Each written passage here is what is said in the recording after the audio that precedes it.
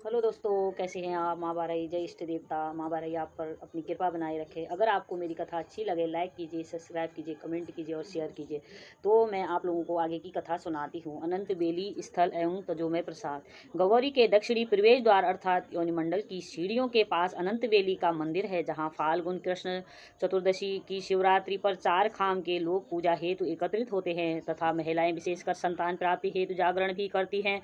कहते हैं कि देवी प्रसन्न होने पर स्वयं उनकी गोद भर में फल डाल देती हैं और मनोकामना पूर्ण हो जाती है। पुजारी भी फल बांटते हैं। अनंत बेली एक कटोरी के आकार की धातु की सीकों से बना यंत्र है, जिसके बीच में जंजीर है। शिवरात्रि की शाम को अनंत बेली को इस स्थल में मूर्तियों के पास कील में लटकाते हैं, जबकि अन्य दिनों में यह मुख्य मंदिर में रखी रहती है। कहते हैं कि पूरी रात्रि में यह बेली हर पहर में स्वयं आवाज करती हैं तथा चौथा पहर होने पर पूजा संपन्न घोषित हो जाती है।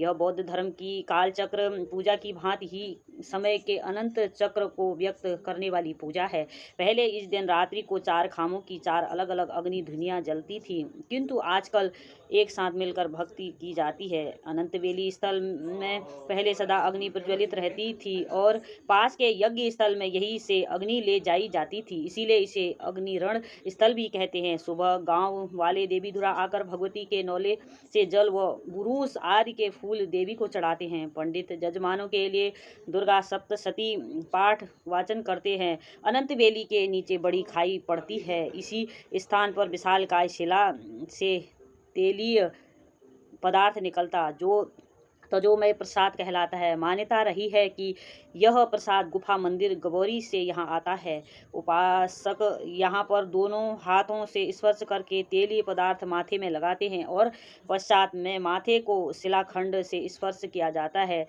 लोग विश्वास है कि इस तजोमय प्रसाद से व्यक्ति की बुद्धि प्रखर और उसका व्यक्तित्व विराट बनता है। यज्ञशाला में मध्य युग में राजा अश्वमेध यज्ञ के समय हाथी भी यहाँ लाते थे, जिसके पांव के नीचे की मिट्टी को लोग आज भी पवित्र मानकर घरों को ले जाते हैं, जिसे हाथी खो खोजक माट कहते हैं तथा जो देवदार के वृक्ष राजाओं के यज्ञ के पश्चात रोपे थे और उनके जड़ की मिट्टी भी पवित्र मानी जाती है।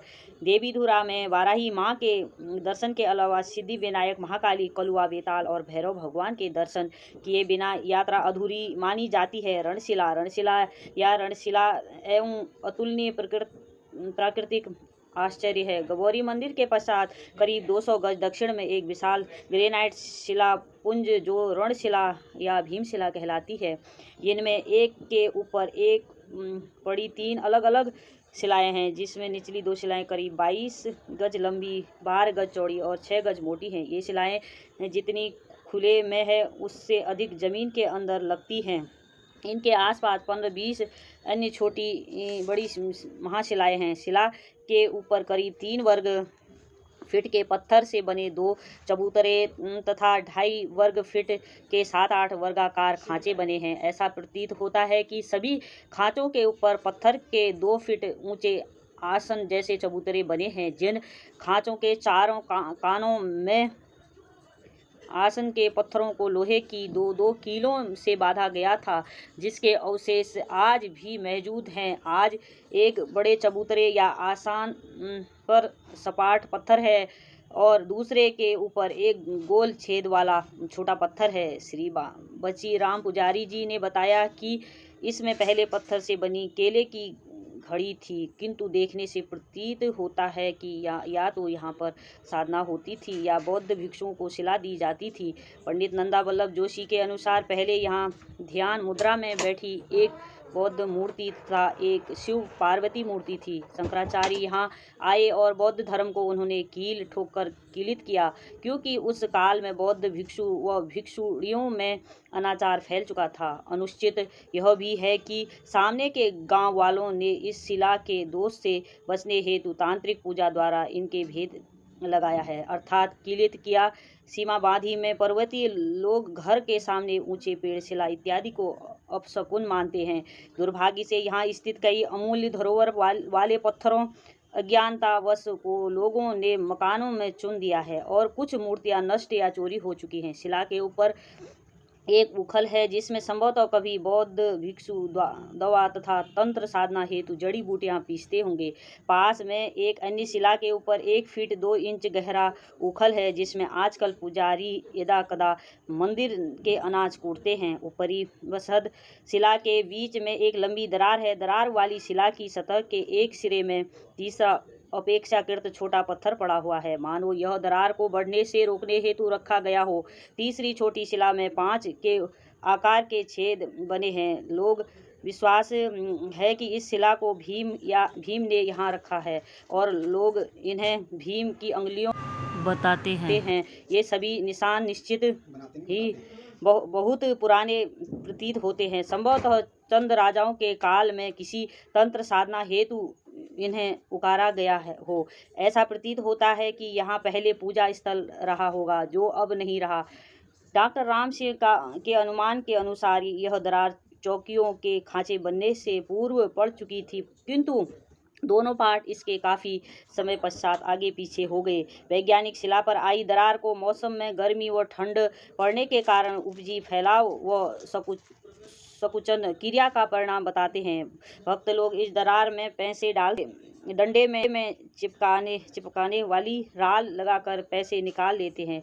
रणशिला की दरार जब भर जाएगी तो कलयुग समाप्त हो जाएगा, ऐसी किंवदंती है। किंवदंती के अनुसार द्वापर युग में शिला के ऊपर बैठकर पांडवों ने ताश खेली थी और भीम ने ताश में हार जाने पर गदा से शिला के 2 भाग कर दिए थे। पांडवों का जिक्र इस स्थान में वैष्णव धर्म के प्रभाव को इंगित करता है। इसी प्रकार की एक और कहावत है कि एक बार देवी और पांडव इस शिला में बैठकर चौपड़ खेल रहे थे। इसी बीच देवी एक डूबते जहाज को बचाने हेतु समुद्र में चली गई। भीम ने देवी के अदृश्य होने से उपजी कुंठा के कारण लकड़ी की तलवार से शिला तोड़ डाली और यहीं से देवी गौरी गुफा में अंतर्ध्यान हो गई।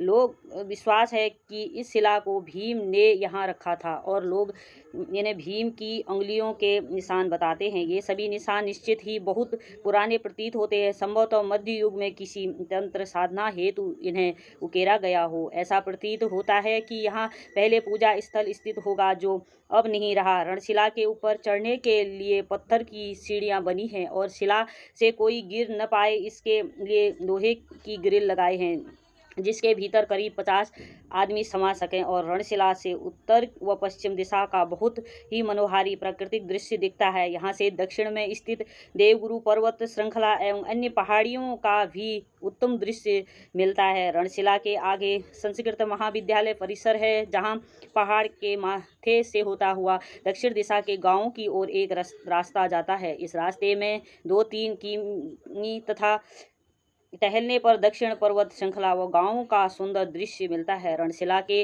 पास एक शिला पंचायत का विश्राम गृह तथा एक निर्माणाधीन धर्मशाला है, जिसमें प्रसाधन की व्यवस्था भी है। पूर्व ढाल में उद्यान विभाग की इमारतें तथा 3 गेस्ट हाउस हैं, जो मेला कमेटी के अधीन हैं। धन्यवाद।